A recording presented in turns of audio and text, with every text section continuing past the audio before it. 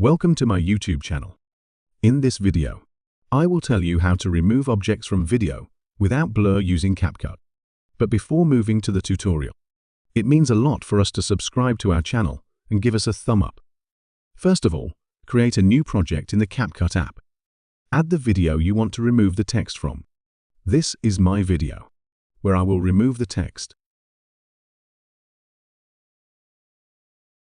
First, take a screenshot on your phone, then crop the area you don't need.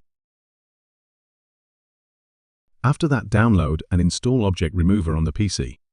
Hit the free download link in the description, download and launch it. Then select the screenshot image from earlier. Using this brush tool, mark all the text you want to remove like this. After that, tap the Remove button and repeat as before. If the result is less clear, after all the text has been successfully deleted, without leaving a trace, now save it. Next, return to the CapCut app and add the edited screenshot image. Move the clip to the overlay track. Then align and lengthen it with the main video as well. Next, open the mask menu.